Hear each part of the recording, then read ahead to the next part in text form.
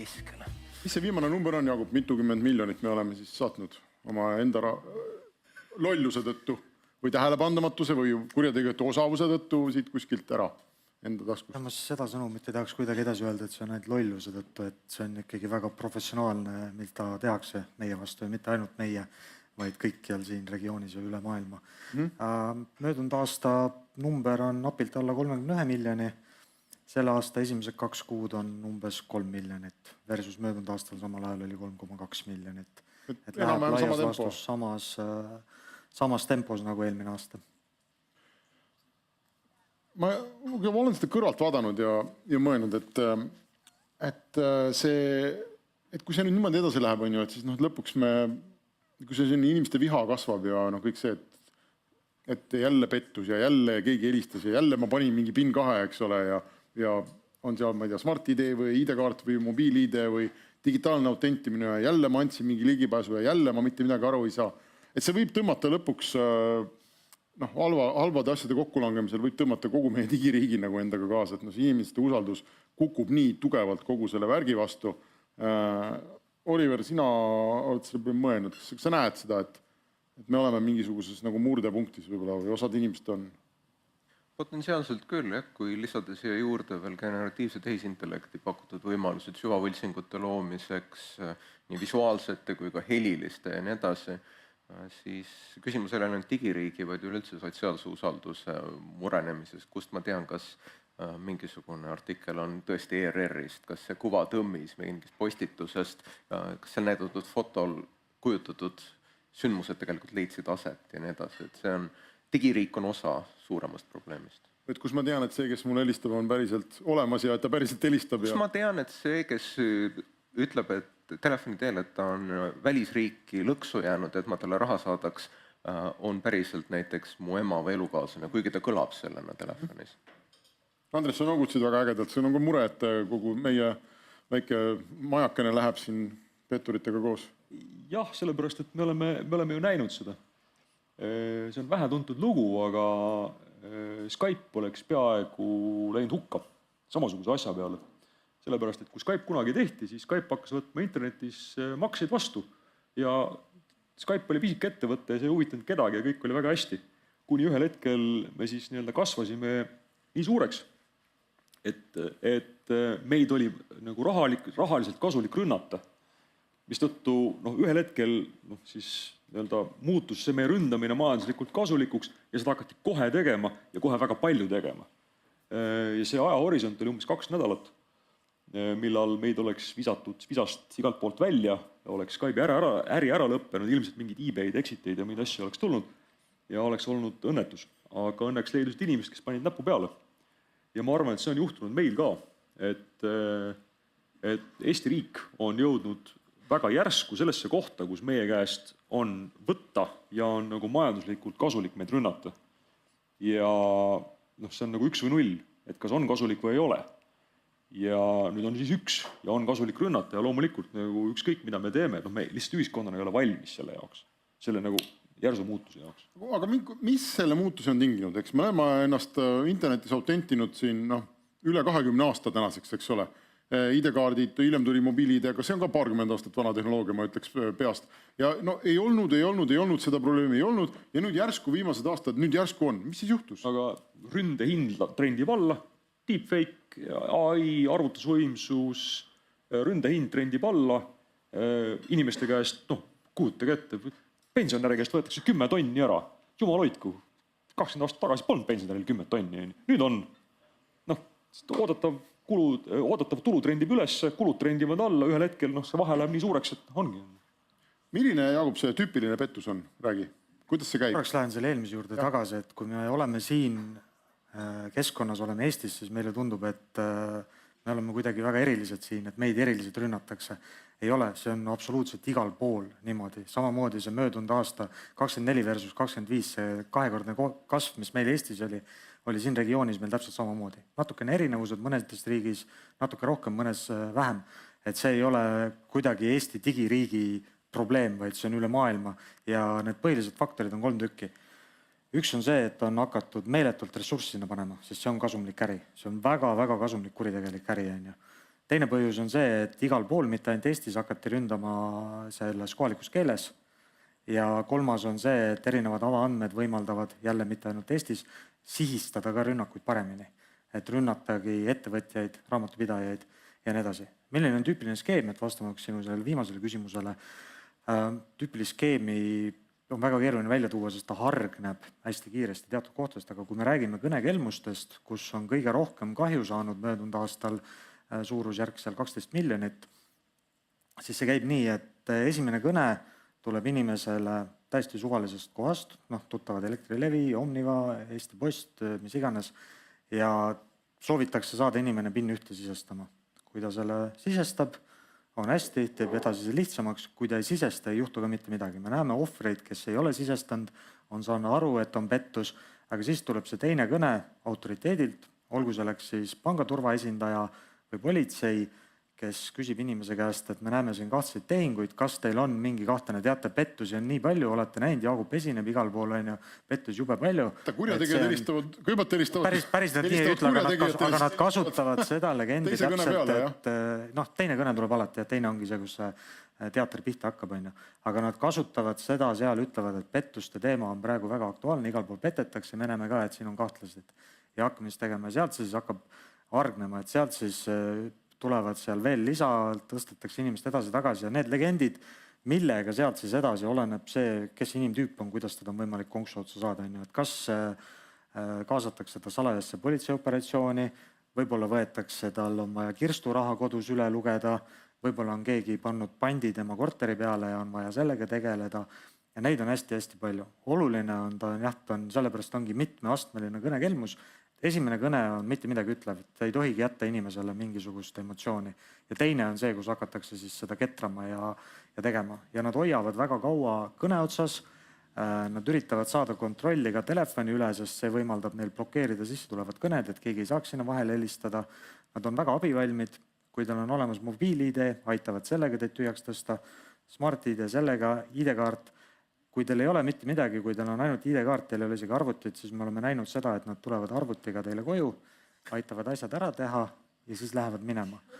Väga suur muutus, mis on olnud siin viimase 3-4 kuu jooksul, on see, et nad on läinud kõvasti sularahasse tagasi. Et üle 50% juhtudest on sularaha või pangakaardid ehk võetakse inimesed pangakaardid ja PIN-koodid ja siis võetakse ise see sularaha välja. Et ma võiks sellest rääkida veel 2 tundi siin nendest skeemidest, aga põhimõtteliselt on see, et telefoni teel tehakse esimene lähenemine ja sealt hoolimata sellest, mis selle tulemus on, siis aetakse emotsioonid kõrgele, ähvardatakse autoriteediga, ähvardatakse karistustega ja kuna inimesed ei tea täpselt, kuidas meie riik toimib, kuidas kriminaaluurimine toimib, siis sealt on nagu võimalik inimest ära mõjutada. Andres, sa oled insener, veelgi enam, sa oled arhitekt, sa mõtled süsteemselt. Kas sa näed siin sellist ühte tehnoloogilist kohta, sellist mingit sammast või mingit tugistruktuurid, lööme selle alt ära ja kogu see värk kukub kokku, et lahendame ära? Ühest küljest kindlasti on Bitcoin või mis iganes krüptovara on see koht, kus oleks võimalik nagu kiiresti see raha liigutada kohtadesse, kus enam kätte ei saa. Põhimõtteliselt sa võid istuda kuskil Sajusaartel, panna käima oma LLM-i, kes sulle neid kõnesid genereerib ja nullkuludega kust iganes maailmas Bitcoini abil ründad Eesti Vabariik ja siin sealt välja urgitseda on väga keeruline. Seetõttu mind väga huvitab see, et me näeme liikumist sularaha peale. Mis idee poolest peaks tähendama seda, et see minu hüpotees sellest sambast nagu ei pea paika. Aga üldiselt on tegemist minu meelest nagu süsteemse probleemiga, millel ongi peavadki olema nagu süsteemsed lahendused, et me Eesti probleem ei ole mitte see, et meil on millegipärast asjad ebaturvalised, vaid kui te kohtute metsas karuga, siis teil ei ole vaja joosta kiiremini kui karu. Teil on vaja joosta kiiremini kui need inimesed, kes teiega kaasas on. Ja paraku on juhtunud see, et need inimesed, kes meiega kaasas on hakanud ka kiiremini jooksma. Ja siis me olemegi nüüd kohas, et mis me nüüd, kas me karuga tegeleme või hakkame kiiremini jooksma või läheme metsast välja või. Neid valikuid on nagu palju, aga see peab olema üks abstraktsiooni tase nagu kõrgemal süsteemi mõttes kui see meie Eesti väike vabariik. kas me sinna kõnedele ei saa käppa vahele või? See tundub nii loogiline koht, et noh, lihtsalt helistavad, hoiavad kinni. Teeme nii, et nad ei saaks helistada. Kas see ei ole võimalik? Ei saa. Sellepärast, et see helistamine käib nii, et helistamine tänapäeval käib üldse läbi interneti ja tulevad kuskilt Aafrika mingite telekomi ettevõtete kaudu. Eestis paistab see välja nagu mingi suvaline number, helistab lihtsalt roamingust kuskilt Aafrikast. Helistab Eesti number helistab. Helistab Eesti number. Sellepärast, et telekomi ettevõte saab kontrollida, aga ta ei pea kontrollima seda, kas see sisse tuleb nii-öelda kõne, tuleb nagu õigelt numbrilt või ei tule ja kui seda ei kontrollita, siis mis iganes numbri pealt helistada, kuhu iganes on. Aga kui nad kontrolliks? No siis ei saaks. Täna kontrollitakse, 3 suuremat telekomi on seda teinud ja see on Eesti omad on ju, et see on võtnud maha seda Eesti numbritelt osaliselt, sellepärast siis on kasutatud SIM-bokse, mida me oleme ka väga edukalt see aasta palju maha võtnud, aga ega see ei ole, see ongi see, probleemi tasandid on nii palju, meil on see, mis Eestis toimub, mis toimub seal, kus kõnesid tehakse ja seal, kus sellest kasu saadakse, kõik need vahepealsed sammud ka ja helistamise puhul ega ainult see, et Eesti numbrilt enam ei tule, see ei päästa ka, sellepärast et siis on seal lihtsalt teine legend, et helistatakse DHL-ist, välismaa number, vastaja ütleb ka, et te olete ju välismaalt või ka Omniva nimetan neid, et see on välismaa number, jah, me ongi välismaa number, sest ma helistan, me oleme rahvusvaheline korporatsioon, meil ongi erinevad numbrid, et tahate oma pakki saada või hakkate trahvi maksma, põhimõtteliselt. Et neid, aga jah, veel kord, möödunud aastal blokeeriti 36 miljonit kõne. See aasta on see number oluliselt suurem, et see kahjud ja need, mida me näeme siin, 31 miljonit möödunud aastal, ma ei kujuta, mis see number siis oleks, kui midagi ei tehtaks, et see ei ole ka kuidagi õige, et midagi ei tehtaks, aga fakt on see, et riigi ja erasektori ja kogu see aparatuur on oluliselt aeglasem pöörata ja teha kui kurjategijate oma. 36 miljonit kõnet, see on põhimõtteliselt nagu 36 kõnet inimese kohta aastas. Mina näiteks ei ole ühtegi saanud, keegi on saanud siis 72. Nad pommitavad ühte numbrit hästi tihti, senikaua kui kätte saavad või ei saa, et see ei ole nii, et üks kord, et seal on igasugu 36 miljonis on mingid robokoole, mingid teiste asjadega ka, et ma ei väida, et see on kõik on telefonikelmused, aga blokeeritud arv oli selline. Selle aasta numbreid ma ei mäleta peale selle, et üks teenusepakkuja oli 5 miljonit esimese kvartaliga juba blokeerinud. Oliver, mina olen lahendanud seda probleemi enda jaoks kuidagi niimoodi, et ma lihtsalt ei võta kõnesid vastu, mis tulevad võõralt numbrilt. Ja mulle öeldakse, et kuidas sa saad niimoodi elada, siiamaani on nagu enam-vähem okei olnud. On ju. Ja mind ei huvita. Ja kuidagi ma tunnen, et see on minu jaoks nagu kõige lihtsam variant.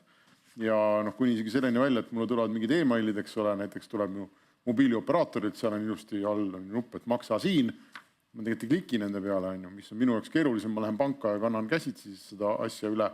Aga see tähendab, et mingi hetk nad kirjutavad, ma unustan maksmata, kuna see ei ole nii mugav, ja seda kirjutavad, kus raha on. Aga et ma tunnen ise, et ma distantseerun sellest süsteemist. See on selline inimlik kaitsereaktsioon. Ma ei tea, kuidas sina oled lahendanud selle, kas sa võtad kõnesid vastu?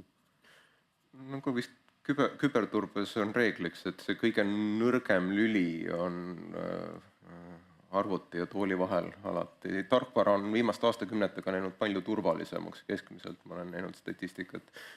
Tarkvara vigu, mida saab lihtsalt ekspluateerida vähem, aga seepärast võetaksegi inimesed sihikule, sellepärast, et inimesed on emotsionaalsed, neil on teatavad sellised eelarvamused, nad kalduvad arutlemisvigu tegema, nad kipuvad kiiresti otsustama, eriti stressi tingimustes ja seetõttu neid on kõige lihtsam ekspluateerida. Minu isiklikud lahendused on sellised, ma kõnedele vastan, aga ma näiteks ei osta, ma kasutan veebipoodidest ostmisel või kaupade tellimisel alias e-maile. Ma ei kasuta enda meile, sest siis nad ei leki ja kui nad aliased lekivad, ma teen lihtsalt uue, vahet ei ole. Mul on eraldi telefoni isikustamata kõnekaardiga, mida ma kasutan igasuguse avaliku kommunikatsiooni jaoks, eriti ühekordse jaoks kulleritega ja nii edasi, sest kui sellega midagi juhtub, see satub näiteks kelmide andmebaasidesse, see ei maksa mulle mitte midagi, see välja vahetada. Ma kasutaksin tegelikult VoIP-lahendusi, aga ma ei ole leidnud Eestis eraisikutele sobivaid. Ma tean, välismaal on, see oleks veel mugavam. Aga ühesõnaga, ja samamoodi võimalusel ma alati tellin oma pakid kodust eemal olevatesse pakiautomaatidesse, mitte ukse taha, et jällegi mitte maadressi levitada. Aga muidugi see on ka osa mu isiklikust hobist on küberturve ja privaatsus, et ma olen võib-olla natuke äärmuslik, saab olla veel äärmuslikum tegelikult. Aga ma annan endale aru, et see ei ole jätkusuutlik strateegia kõigile ja see ei ole ka see taustateadmiste tase, mida me saame keskmiselt inimeselt alati eeldada. See interneti areng, eks ole, on ju väga huvitav olnud, et ta algas ju sellise süütu, väga kõrge usaldusega, väikse seltskonna, akadeemilise seltskonna omavahelisest infovahetust nagu keskkonnast, aga need esimesed probleemid ikkagi ju tekkisid seal suhteliselt kiiresti. Inimesed tulid. No põhimõtteliselt kui inimesed tulid, jah. Kõik oli hästi senikaua, kuni pagana kasutajad lasti ligi ja tulid internetti. Ja nagu esimesed jututoad on ju 80-ndatel, kõik see, millega me täna tegeleme, kõik see sõim ja tagarääkimine ja valeinfo ja see kõik hakkas kohe hoobilt. Kohe hakkas levima, et ei olnud juttugi. Ja me oleme arenenud seda tehnoloogiat proovinud, siis seal on see pinge kogu aeg sees, et kui palju on nagu usalduse asi see endiselt ja kui palju me siis ikkagi nagu täiesti kinni keerame seda, et see ongi ainult autenditud ja ainult kindel on ja ma ei tea, kuhu me täna jõudnud oleme. Mulle tundub, et need 2 poolt endiselt seal tehnoloogias on olemas, et seda usaldust peab olema ka päris palju tema vastu. Usaldus on selles mõttes paratamatu olukordades, kus mul on puudulikud teadmised. Näiteks, eks ole, ma pean usaldama Smart-ID-d või mobiili-ID-d, kui mul ei ole täielikku reaalajas ülevaadet sellest, kuidas kogu see tehnoloogia taustal toimib. Ma ei saa jälgida neid päringuid ja nii edasi. Samamoodi, eks ma pean ligimest usaldama, kui ma ei tea kõiki tema motiive ja ajendeid käitumiseks. Aga ma tooksin ühe mõõtme veel, on kasutaja vabadus. Et sageli mingite tehnoloogiate kinnikeeramine turvalisuse ettekäändel tuleb kasutaja vabaduse arvelt. Kui ma saan näiteks internetipanka sisse logida ainult Google'i või Apple'i poolt atesteeritud seadmetest, siis see igasugust hobirommide kasutajad paneb täbarasse olukorda, kui eelisjärjekorras, ütleme, mingil põhjusel on näiteks Windowsi või macOSi kasutajad, siis mida teevad see väike hulk Linuxi entusiaste, eks ole, kui neil vajalikke pakke parasjagu ei ole. Et see on minu meelest alati selline tasakaalupunkti leidmise küsimus keskmise kasutaja turvalisuse tõstmise, aga samas ka vabaduste jätmise vahel. Ja siin on üks nüanss võib-olla veel, et hea küll, kui me tõstame keskmiste kasutaja turvalisuse taset nii, et me loome mingisuguse tsentraliseeritud lahenduse, mis aitab osasid pettusid ennetada või kasutajaid kindlamalt tuvastada, siis selleks ründeobjektiks saab see tsentraliseeritud lahendus. Et selles mõttes mulle isiklikult tunduvad ka sellised detsentraliseeritumad lahendused mõnikord mõistlikumad selle koha pealt. Et näiteks ütleme, et kasutaja identiteedi autentimiseks ei ole näiteks üks ettevõte või üks institutsioon, vaid see on detsentraliseeritud rakendatav protokoll või midagi muud sellist. Andres? Seda sama mõtet edasi arendades, et tegelikult on meie valida teatava piirini, mida ja kuidas rünnatakse. Näiteks nii palju, kui mina aru saan, parandan mind, kui ma eksin, nii palju, kui mina aru saan, siis põhimõtteliselt ühel hetkel lõpetati ära autovõtmete nagu kvaliteetsemaks ja paremaks tegemine. Sellepärast, et ülemise otsa luks autol põhimõtteliselt on võimalik see võti ajada krüptograafiliste meetoditega selliseks, et seda võtit ei ole võimalik võltsida. Aga seda ei tehta. Miks? Sellepärast, et kui selle võtme murdmine ajada väga kalliks, siis ühel hetkel muutub ründajale odavamaks lihtsalt selle võtme omanikule kuklasse koputada ja see võti käest ära võtta. Aga see on juba inimesele risk. No ja siis, kui tal on korra kuklasse koputatud, siis rohkem autosid ei osta, väga kahju. Siis seda ei taheta teha. Ehk siis teadlikult juhitakse seda süsteemi niimoodi, et risk hoitakse nagu selle võtme juures. Ja võti läheb ära, auto läheb ka minema, aga selle jaoks on kindlustus välja mõeldud, eks ole. Et me mingi piirini oma süsteemi disainides me saame valida, mida rünnatakse ja kuhu me selle riski paneme. Ja antud juhul on siis paraku olnud nii, et pensionär on see nõrk lüli, keda siis rünnatakse. Viimased 3 kuud. Möödunud aastal oli ikkagi meie ohvrid oli konkreetselt täpselt läbilõige Eesti rahvastikupüramiidist. Vanematelt inimestelt enamasti on rohkem võtta, sest neil on olnud rohkem aega koguda seda, aga eelmine aasta olid ohvrid väga selgelt kõikidest vanusegruppidest. Lihtsalt nooremad saavad pihta teiste skeemidega, rohkem investeerimised, vanemad need, aga see aasta on toimunud see pööre ja just muukeelsete poole ka, et kellel on vähegi tuttavaid, sõpru, sugulasi selles seltskonnas, siis rääkige nendega. Et me oleme jõudnud, politsei vaates ülioluline on see ennetus, et jõuda nende sõnumitega õigete inimesteni ja nagu oma teadmistest, mis meile sisse tulevad, kuna politseile jõuab ju eelkõige ikkagi ohvrid, seda, et keda üritati kalastada, aga ei õnnestunud, neid jõuab meile vähem, aga neid me ikkagi ka ootame väga seda teadmist ja selle pealt me näeme, et ikkagi me oleme teatud sihtgrupina oleme jõudnud. Ja praegu me näeme vaeva mitte ainult politseis, aga kõikide meie koostööpartneritega ka erasektorist, et kuidas jõuda nende inimesteni, kelleni me veel pole jõudnud. Aga need skeemid on pidevalt muutuses, et me näeme, nad on väga kiiresti, et see kirsturaha skeem, mis see aasta on hakanud levima, see on uus, siin hiljuti paar nädalat tagasi hakkas levima see, et helistatakse tervishoiuteenuse pakkujate poolt, perearstikeskusest helistatakse ja öeldakse, et soovime teile aega panna, et oleks vaja aeg panna, midagi kontrollida. Kui juba oled nii kõrges vanuses nagu mina ja teised, siis ikka kuskilt valutab, siis ise oled ka nõus aega panema. See käib kõik PIN ühega? No jälle, see esimene ongi, et isegi kui sa seda ei sisesta ja ütled, et ma sain aru, siis sealt edasi tuleb see kõne, aga muidu üldiselt ega keegi ei küsi PIN ühte. Me saadame teile kinnituskoodi, kinnituskood on 1212 ja siis selle taustal teile saadetakse see PIN 1, aga inimene on pooleldi automaatika peal ka toimiv, mina näen ka mobiil-ID, PIN 1, ma jõuan ta sisse ära panna ja siis ma mõtlen, et kuhu ma selle nüüd panin? See nüüd oli, ja aga siis, kui sul ei ole seda teadmist ka, et PIN 1 näiteks ei anna neid riske, sealt ei saa nagu midagi väga edasi teha. Et kui sa seda ka veel ei tea, siis sealt ongi võimalik liikuda. Aga PIN 1-ga väga kaugele ju see pettur ei jõua või jõuab. Mis ta sellega teha saab? Kõige suurem asi, mida saab, mida siin me nägime, see teavitus välja läks detsembri keskpaigas, oli see, kui 3000 inimese suurusjärk Eesti eesse üritati sisse logida. See annab kõige rohkem, näiteks kui ma mõtlen nagu enda peale, et ma igal pool räägin seda, et me ei ole keegi 100% kaitstud. Me võime olla 99,9 nagu mul siin paremal käel istuv, kes nagu on väga teadlik. Mina võin olla ka 99%, aga näiteks, et kui mina annan oma PIN 1 ja logitakse Eesti eesse, iga üks, kes siin on, logige oma Eesti eesse PIN 1-ga, vaadake, mis info te sealt kõik saate. Minu puhul saab sealt kätte mu laste andmed, mu kaaslase andmed, pensionikonto selle hetkeni, kui ma ta ära tõstsin sinna investeerimiseks, ehk on näha, et sel hetkel oli see summa selline, ma saan sealt tuletada, palju mul raha võiks täna olla, mu relvaload, selle saab kõik panna, kelmidel on ka CRM. Haiguste retseptid ja asjad vist tulevad ka sealt kohe välja. Ma ei ole kindel, kas esimese PIN-iga saab, aga nendel kelmidel on olemas oma CRM tööriistad nagu Pipedrive. Nad ei kasuta Pipedrive, aga selles mõttes ongi CRM. Kui nad saavad Jaagupi kontole sisse Eesti eesse ja nad näevad, et ma saadan nad pikalt kuu peale, aga nad näevad, et minu jahirelv aegub täpselt 2 nädalat enne hooaja algust 2 aasta pärast. Panevad sealt endale püsti selle lipukese, helistavad siis, ütlevad, jah, mul on parasjagu kiire, ma tean ka, mul on kokku lepitud, oktoober tulemas, võib-olla ma siis kinnitan. Või helistavad mingi aja pärast, kui nad on saanud mu laste häälenäidise kuskilt. Nad näevad ka, kes laste ema on, saavad öelda, et tema ei võtnud vastu, lapsega on probleem, ja siis ma pean ise tegema seda kalkulatsiooni, et okei, et ilmselt see on kelmus, et mis mu limiidid on, palju kust kätte saab, et kas ma olen nõus või ei ole nõus, et tegelikult neid nagu variante on nagu meeletult ja täna me räägime ikkagi sellest, et seda kalkulatsiooni ja neid rünnakuid teiselt poolt teevad ka inimesed.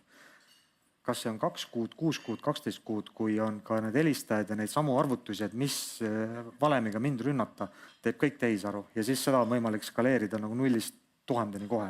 Ma arvan, et me näeme, kas kui mitte sel suvel, siis juba järgmisel suvel seda, kuidas petukõned hakkavad tulema siis, kui päike paistab. Sellepärast, et elekter on hea odav ja saab panna mingisugused protsessorid huugama ja just nimelt helistama ja arvutama ja tegema.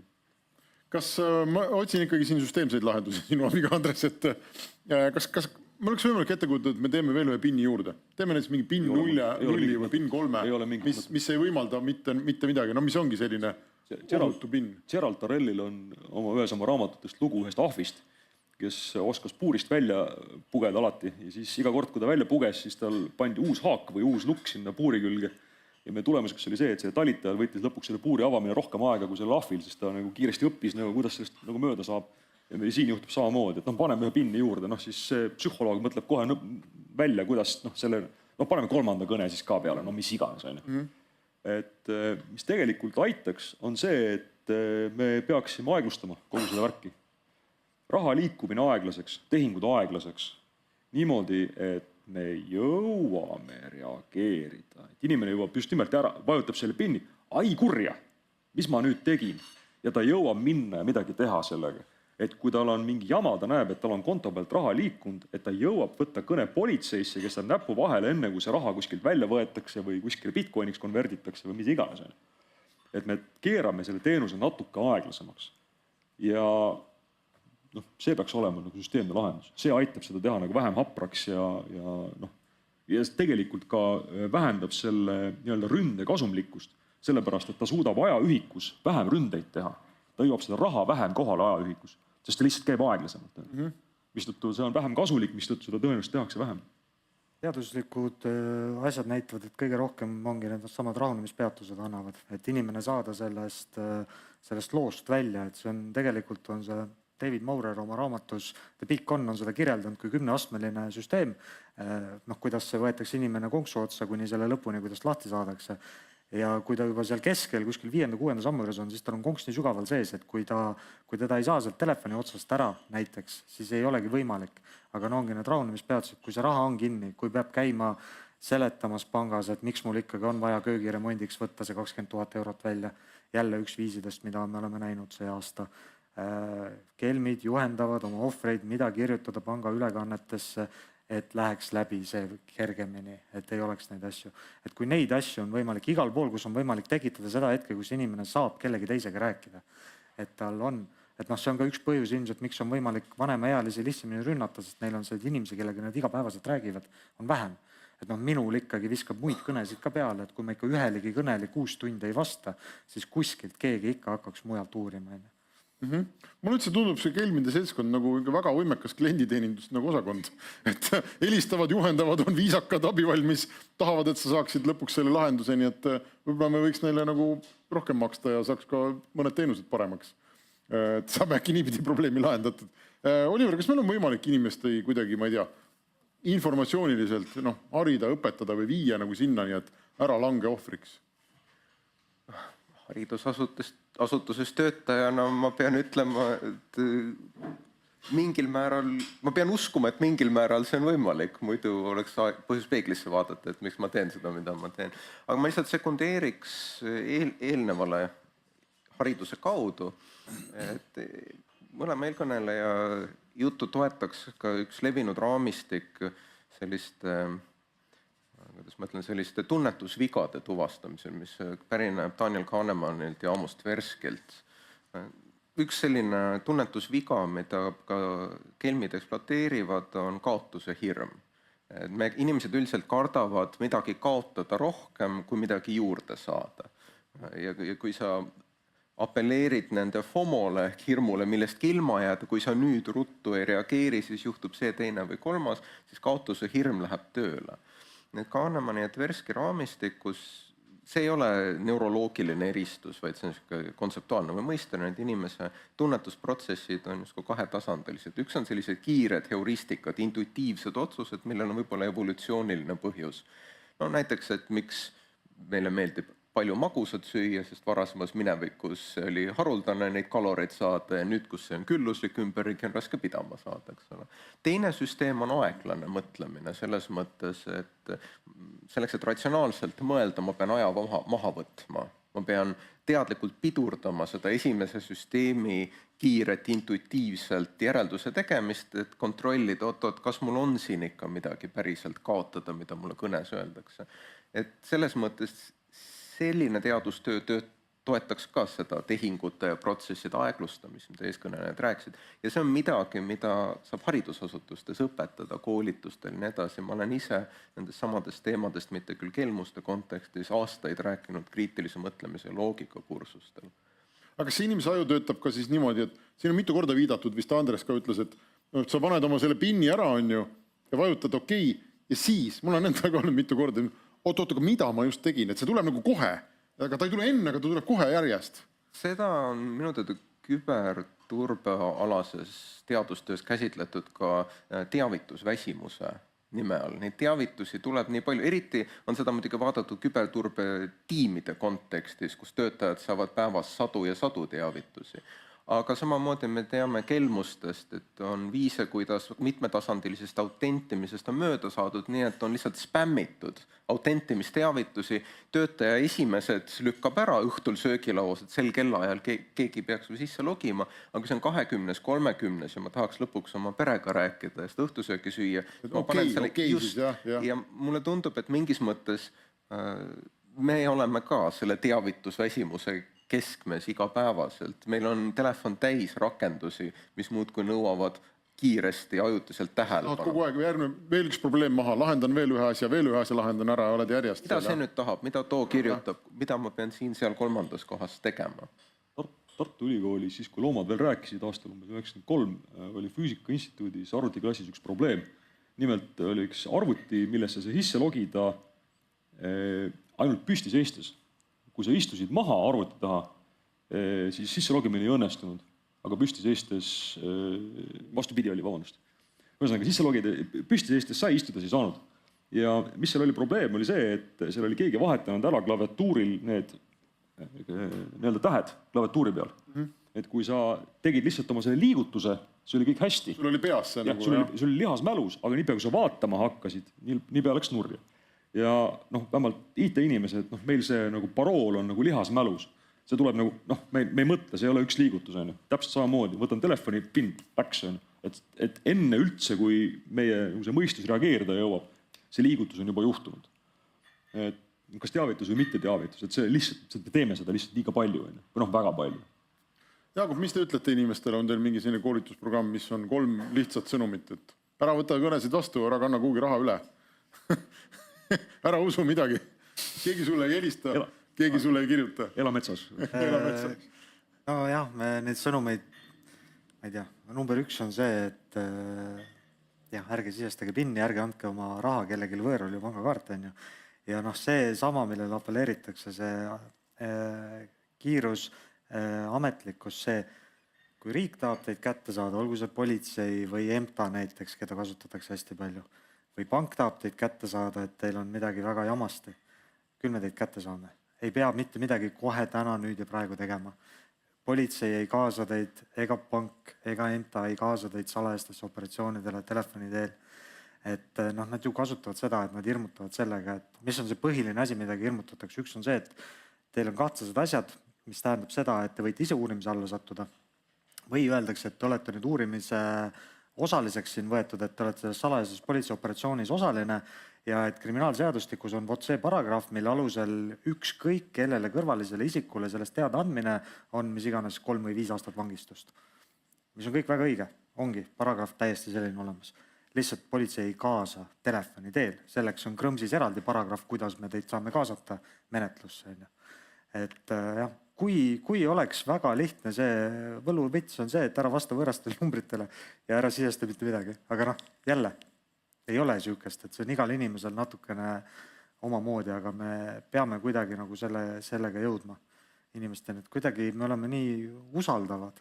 Ei tohi olla nii usaldav, peab olema küünilisem, võib-olla see on see sõnum. Aga seda teadmist me ju võiks viia ikkagi inimesteni, et mitte keegi ei helista sulle ja ei ütle, et pane PIN 1 sisse. Kas meil üldse selline olukord peaks riigis olema võimalik? Ei helista ja mitte keegi, ükski kelm ka ei helista sulle ja ütle, et pane PIN 1. Nad ütlevad, et aeg on kinnitatud, saadame kinnituskoodi. Okay. Mis siis, et PIN 1 tuleb sulle telefoni ja kui sa mõtled sellel ajal, siis sa saad nagu aru. Et sealt edasi jälle, see on see esimene kõne. Siis, kui sa oled juba seal konksu otsas, kui sind on hirmutatud, siis nad võivad küll seal rääkida, et küll nad aitavad ise need ülekanded teha ja selleks siis spämmitakse neid pinne ja asju. Aga jälle, see on praegu kogu aeg jääb väiksemaks, et suurem osa ikkagi nad tulevad ise, sõbralikud ametnikud tulevad, aitavad teil pangakaardi või ID-kaardi välja vahetada, loevad teie sularaha üle, et see aga see ütleme nõuab ikkagi rohkem vaeva ja on kindlasti riskantsem kurjategijatele, et see, et nad ikkagi mulle ise kohale juba tulevad. See on ikkagi mitu sammu edasi sellest, et mulle võib-olla mõni masin helistab ja ütleb, et kanna raha üle. No jah, aga nad on liikunud selle juurde tagasi rohkem, sest et see on, ma ei ole nende käest otse saanud küsida, et miks, aga meil on tegelikult mingid hüpoteesid, aga ma ei tahaks siin öelda, et miks see on, aga jah, nad liiguvad sinna suunas. Muidugi jälle, kui sa ründad vanemaealisi, neil on ka proportsionaalselt seda sularaha rohkem kodus. Minult annaks välja pinnida 8000 € sularaha. No ei ole kuskilt võttana. et vastus on tegelikult väga lihtne, miks nad seda teevad, on see, et see millegipärast on majanduslikult nagu tasuvam ja vähem riskantne. Sellepärast, et küberkuritegevus, igasugune kuritegevus on majandustegevus. See on üheselt majandustegevus, ta peab maksimeerima oodatavat tulu, minimeerides kulusid. Ja nii lihtsalt on, sest kõik, kes on teistmoodi käitunud, on ammu välja surnud ja ei saa tegeleda selle äriga. Ehk siis me peame ajama hinna ülesse, et selle ründe hind läheks ülesse ja me saame kuigi palju siis selle ründe õnnestumise tõenäosust nagu alla viia. Ja loodame siis sellega, et võib-olla siis see ärimudel läheb katki. Aga senikaua, kuni see ärimudel nagu toimib, senikaua need ründajad adapteerivad ja mis iganes meie teeme, nemad suudavad kiiremini vastu teha. Me peame selle hinna nende jaoks üles ajama ja oodatava tulu alla. Majanduskasv loodetavasti lahendab seda probleemi mõnevõrra või majanduskasvu puudumine nagu peagi. Aga majanduskasvu ootame me kõik. Kas me peaksime oma e-riigi alustalades ja kõigis nendes teenustes ja kogu selles suures potis täna midagi ümber mõtestama? No me küsimegi, et kas selles olukorras on ju, kas me endiselt peame ringi käima ja arvama ja uskuma, et näiteks valimised on turvalised või mingisugune e-abiellumine ja lahutamine ja kõik need igasugused vägevad e-teenused, mis meil siin on, et kas nad on päriselt turvalised ja lihtsalt täna nad pigem otsivad raha ja on nagu suunanud selle rünnaku sinna, aga kui nad otsustavad ülehomme selle suunata mingi muu e-teenuse vastu, olgu kas või retseptid ja ma ei tea, mis moel, no et siis võetakse see ka maha. Ma arvan, et täitsa, nagu, kuidas ma seda ütlen, et IT-inimesed on kogu aeg teadnud, et turvalisi asju ei ole olemas.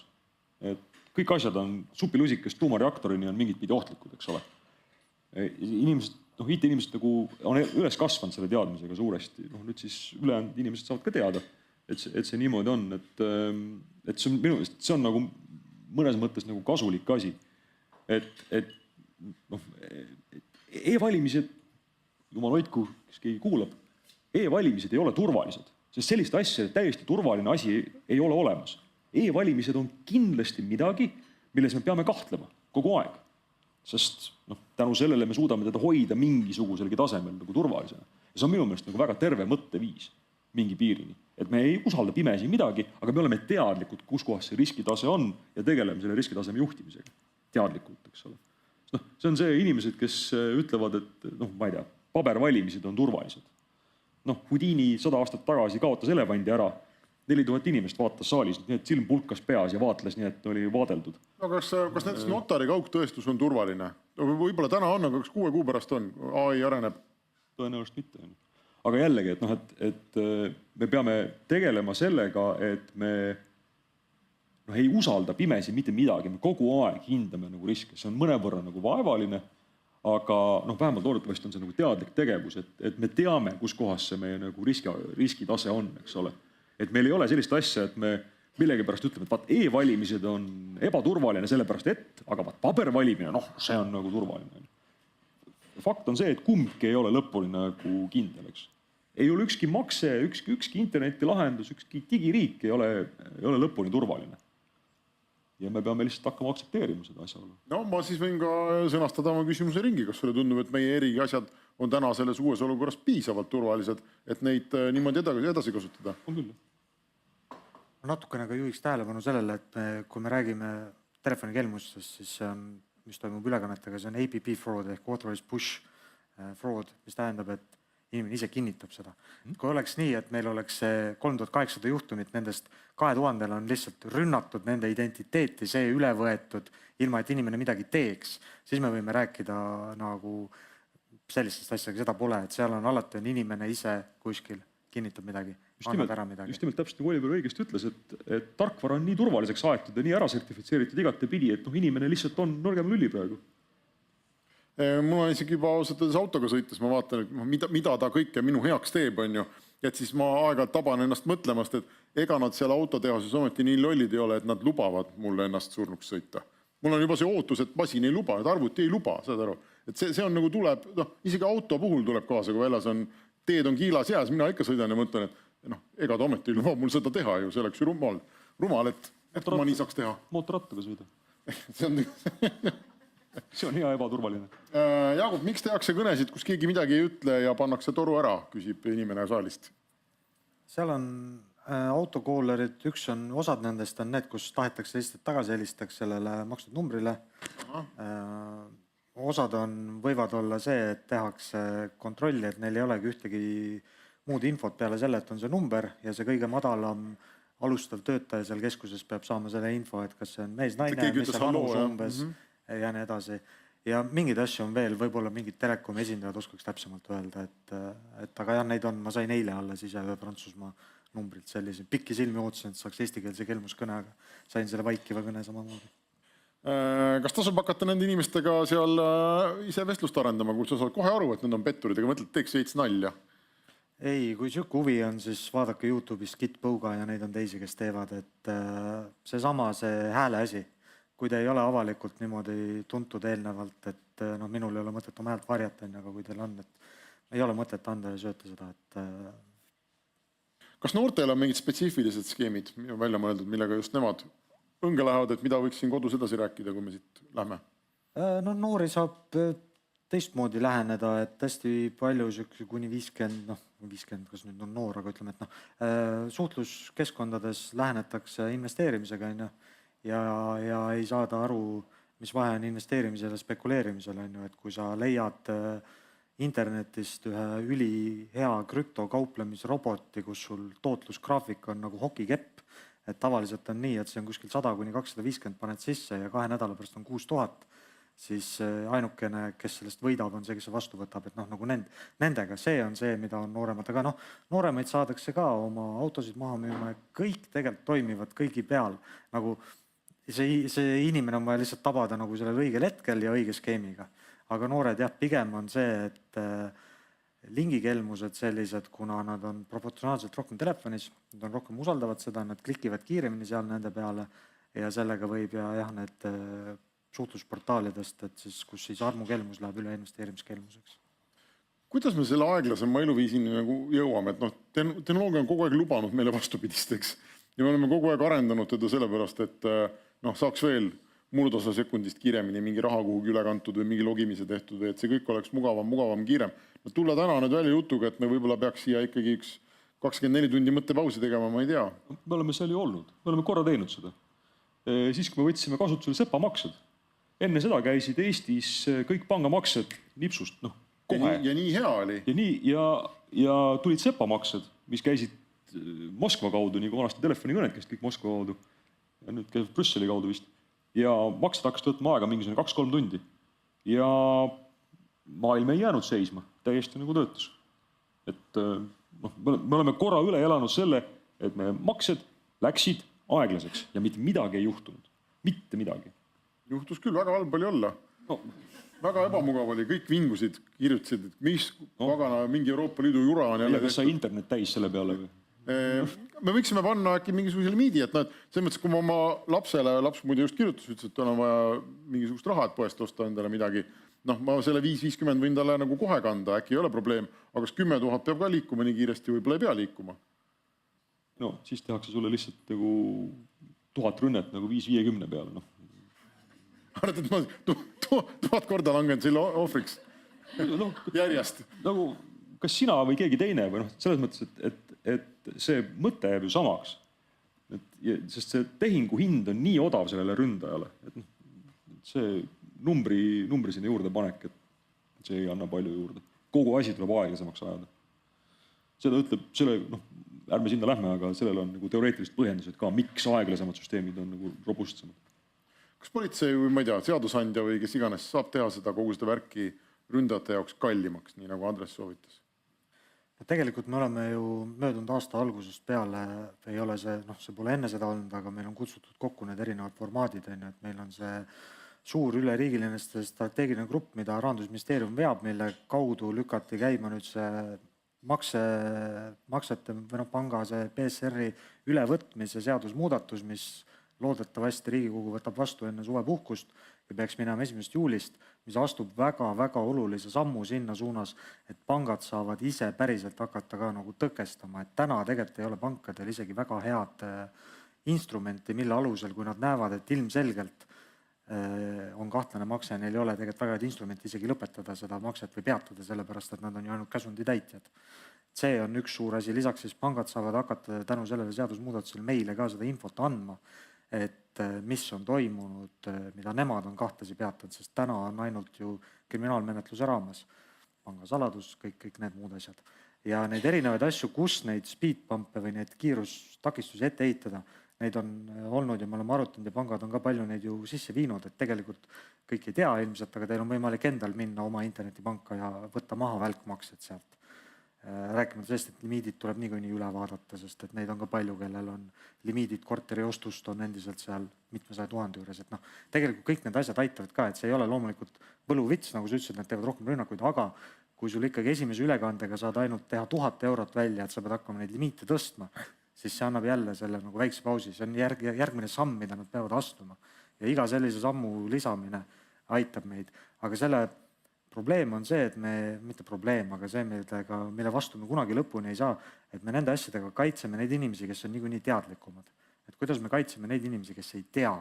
Ja siukest blanketit ei ole võimalik peale panna, et kõikidel Eesti inimestel keerame maksed 3 päevaseks ja ainult need, kes tahavad kiiremini, need saavad. Seda ei ole kahjuks ja ei tule ka ilmselgelt. Käisin kinos vaatamas väga ägedat Eesti dokumentaalfilmi, mis vist selle nimi oli Kadunud unistus, kui ma mäletan, mis oli 90ndate autoskeenest, luksusautode skeenest eelkõige Tallinnas. Väga vahvalt tehtud. Ja see jooksis läbi ka statistika. Andres Anvelt oli seal üks rääkijates. Mis see number oli vist see, et 90ndatel oli vist aastaid, kus Eestis toimus 400 mõrva aastas või midagi sellist. Ja see oli kindlasti 200, võib-olla oli lausa 400. Praegu on, ma ei tea, see number on 10-20 korda väiksem, ma arvan, midagi sellist. Et see tuli ikkagi nagu väga korralikult alla ja ma arvan, et üks põhjus oli see, et see mõrva hind läks kallimaks, et me saime neid inimesi kätte. Kas me neid inimesi ka kätte saame, kes meilt seda 30 miljonit ära ajavad? On keegi üldse kinni võetud selle raames või ei ole? No jälle, et me räägime nendest erinevatest tasanditest. Need, kes siin Eestis on, keda me võtame igapäevaselt põhimõtteliselt kinni, meil on list ees ja nendele kõik on viimasel ajal saanud kätte ja oleme pannud nad ka ootama oma aega. Kõnekeskusi on ka maha võetud. Organisaatoreid on ka kätte saadud, aga reaalsus on see, et kuna tegu on kuritegeliku äriga, mis on niivõrd kasumlik, siis kurjategijatel on sisse kirjutatud organiseeritud kuritegevuses see, et käiakse vangis. See ei ole ju mingisugune suur kaotus, see on lihtsalt ärikulu sisse, sinna profit and loss statementi pannakse see rida juurde ja see käib lihtsalt selle juurde, et kõnekeskuse mahavõtmine suurt ei aita mitte midagi, sest selle püsti panemine on piisavalt odav ja kasumlik, et see tulevad lihtsalt järgmised. Ja just nimelt, et tuleb aru saada, et see ei ole niimoodi, et kuskil istub mingisugune paha häkker, kes niimoodi organiseerib kõike. See on tööstusharu, kus on kenasti sammudeks jaotatud. See on mingid inimesed, kes tegelevad selle CRM-iga, siis müüakse need telefoninumbrid edasi, siis keegi tegeleb rahapesuga. See on nagu pikk ahel, mis toimub ainult tänu sellele, et see on äriliselt kasulik. See spetsialiseerumine nagu igas muus harus, tööstusharus. Meil on üsna vähe lõpuni olnud, Oliver, ma tahaks sinu käest küsida, et kas see sinu ekstsentriline elustiil kaitseb sind, kas sa tunned ennast, kuulad meie juttu siin ja mõtled, et mind nad küll kätte ei saa, et mul on kõik nii hästi korraldatud. On sellel mõtet sellisena? Seda ma ei mõtle kunagi, ainuüksi sellepärast, et kui ma hakkan seda mõtlema, siis ma lakkan neid abinõusid kasutamast, ma lakkan kriitiliselt mõtlemast sellistele asjadele, et seda ei saa endale lubada. See elustiil on tegelikult veel eksentrilisem, ma kõike välja ei toonud, lihtsalt asjakohasemaid asju. Aga ma olen kusjuures sattunud ühe seatapu või nuumpõrsa skeemi sihtmärgiks. Ehk siis minuga võeti LinkedIni kaudu ühendust, tundmatu inimene lisas kontaktiks, ma olen laisk, ma tegelikult plaanin LinkedIni ära kustutada, ma lihtsalt võtan hoogu, see on viimane sotsiaalvõrk, kus ma veel olen, ma ei ole muidu kusagil sotsiaalmeedias. Mis on ka üks osa sellest eksentrilisest elustiilist. Aga sealt võeti ühendust, siis viidi vestlus ruttu üle WhatsAppi, ja sealt siis hakati vaikselt armukelmuse varjus püüti siis mind meelitada krüptosse investeerima. Kuna ma teadsin neist skeemidest, mul oli tagavaratelefon, kus isiklikke andmeid ei olnud, siis ma mängisin kaasa, dokumenteerisin kõike. Ma võtsin tegelikult ka pealtnägijaga ühendust, sest et see vestlus tol hetkel oli reaalajas.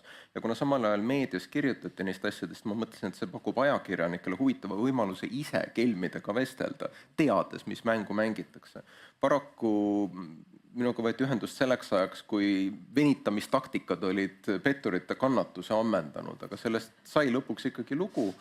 Ma pildiotsingutega ajasin koju, millistelt kontodelt need pildid olid kokku varastatud. Ma natuke vaatasin selle investeerimisäpi lähtekoodi, natuke torkisin veebilehte, et aru saada, kellele see domeen on kuulunud, mis ettevõtted seal taga on, ja dokumenteerisin. Aga mis mind päästis sellel hetkel kokkuvõttes, oli esiteks muidugi ma olen pessimist, ma ei arva, et keegi tuleb ukse taha ja lihtsalt pakub, et näed, nüüd saad väga vähese vaevaga miljonäriks, võid töölt ära tulla, siukseid asju ei juhtu elus, eks ole.